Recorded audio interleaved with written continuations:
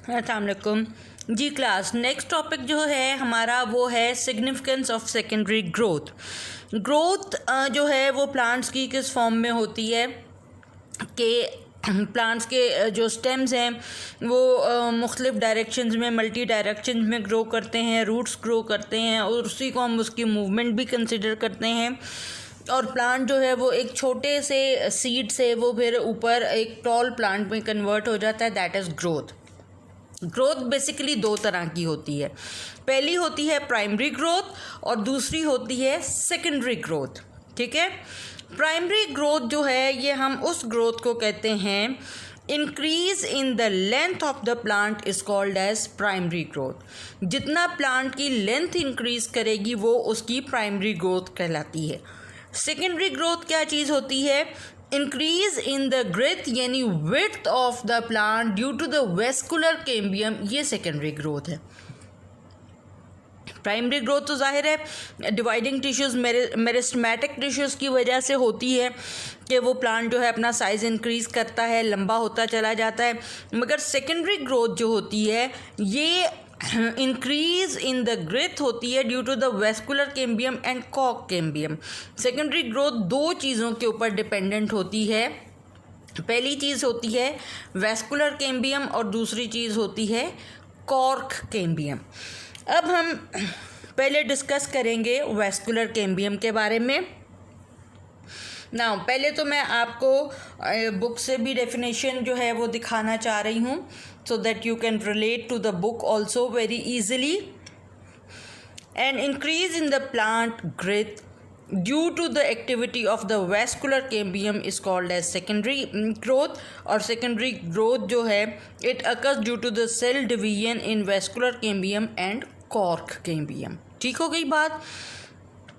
अब हम देखते हैं कि वैस्कुलर कैम्बियम क्या चीज़ है। Vascular cambium first appears as cylinder of actively dividing cell between primary xylem and primary phloem, ये इसकी डेफिनेशन है। यानी कि वैस्कुलर कैम्बियम क्या है, जैसे एक प्लांट है उसमें ऊपर जाइलम की लेयर है, नीचे फ्लोएम की लेयर है, उसके बीच में एक्टिवली डिवाइडिंग सेल जो है प्राइमरी जाइलम और फ्लोएम के दरमियान बनने शुरू हो जाते हैं और वो चीज़ जो है कैम्बियम बनाती है, वैस्कुलर कैम्बियम बनाती है। इसको आप ऐसे भी समझ सकते हैं कि जैसे एक बैलून है, आप उसमें जितनी हवा भरते जाएंगे वो उतना टर्जिड, उतना बड़ा साइज़ में भी बड़ा और चौड़ाई में बड़ा होता चला जाएगा।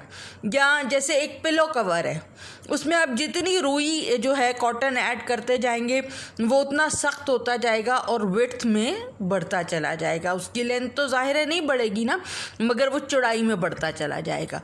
तो ये चीज़ वैस्कुलर कैम्बियम होती है, जो प्राइमरी जाइलम और प्राइमरी फ्लोएम के दरमियान एक्टिवली सेल्स जो है वो बनने शुरू हो जाते हैं।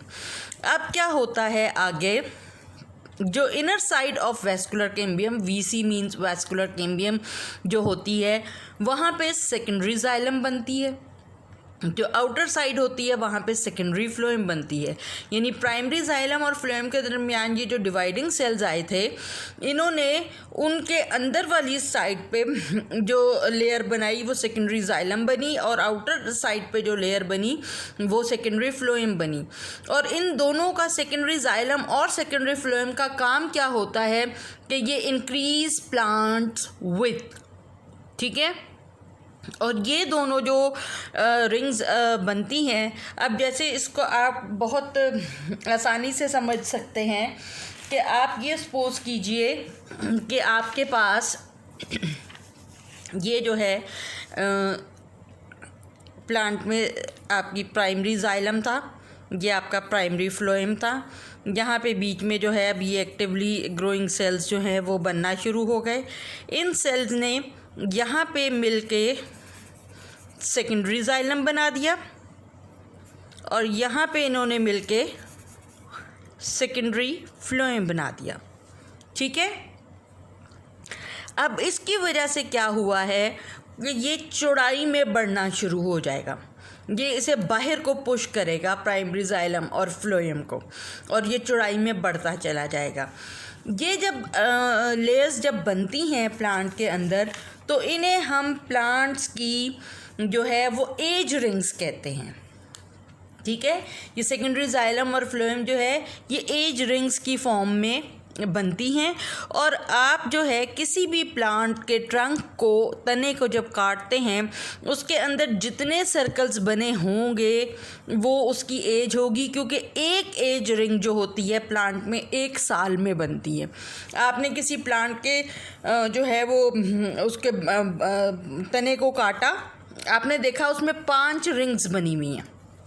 जाहिर है वो रिंग्स कैसे बनेंगी कि ये आउटर मोस्ट जो रिंग होती है, ठीक है, फिर वो ओरिजिनल थी, फिर अंदर सेकेंडरी बनी, फिर बनी, फिर बनी, फिर बनी। तो आप काउंट करें कि 5 रिंग्स है तो आपको पता चल जाएगा कि इस प्लांट की एज जो है वो 5 ईयर्स है। ठीक हो गई बात।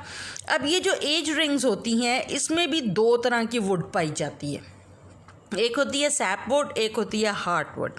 होता ये है कि जितनी कोई रिंग जो है, जितनी कोई लेयर जो है वो पुरानी हो जाती है, वो इनएक्टिव हो जाती है, वो काम नहीं कर रही होती, तो वो सिर्फ़ और सिर्फ लकड़ी की फॉर्म या वुड की फॉर्म बन जाती है, और अंदर वाले जो उसके पोर्शंस होते हैं वो एक्टिव होते हैं। सैपवुड जो है, active portion of the growth ring is called as sapwood, और inactive portion of the growth ring is called as heartwood. ठीक हो गई बात।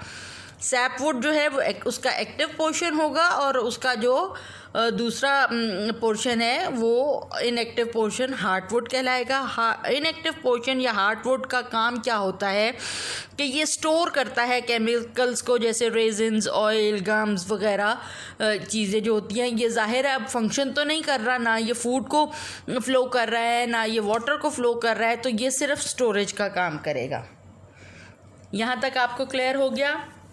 Going back to your book, तो ये आप देखें कि जो सेकेंडरी जाइलम है ये विजिबल रिंग्स बनाते हैं, और ये जो रिंग्स होती हैं ये 1 साल में बनती हैं।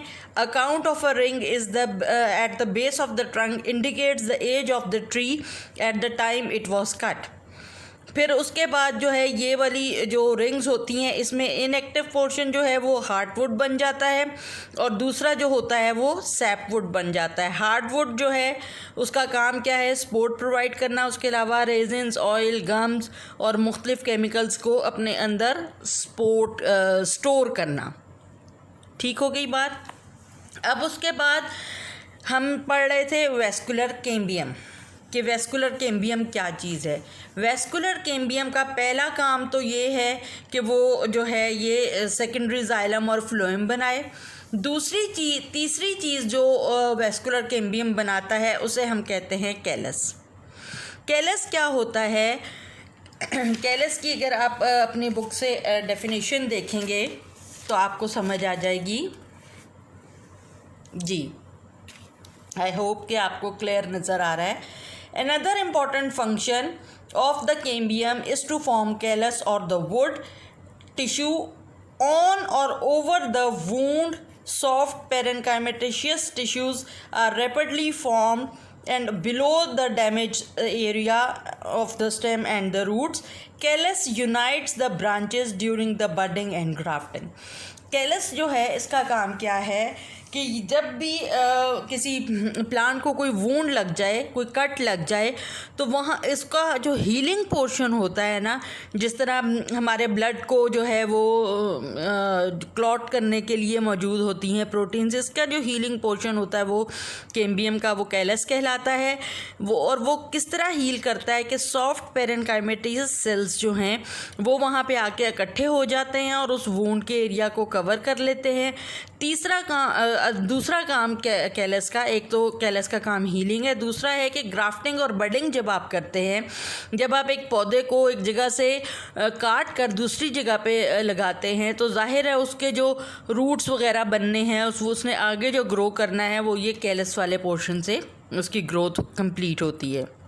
होप क्लास के सिग्निफिकेंस ऑफ सेकेंडरी ग्रोथ जो है वो आपको क्लियरली समझ आ गया होगा। अगर आपको कोई प्रॉब्लम हो या कोई चीज़ आपको ना क्लियर हुई हो तो वो आप प्लीज़ मुझे ग्रुप में पूछ सकते हैं। और बाकी ये है कि अपने पॉइंट्स वगैरह और अपने लेक्चर्स के असाइनमेंट्स जो होती हैं एमसीक्यूज़ और शॉर्ट क्वेश्चन आंसर्स की, वो साथ साथ किया करें और अपना बहुत ध्यान रखिएगा और take good care of yourselves and your families also. इंशाल्लाह ताला नेक्स्ट लेक्चर के साथ मुलाकात होगी। अल्लाह ताला सबको अपने हिफ्ज़ व अमान में रखे, आमीन।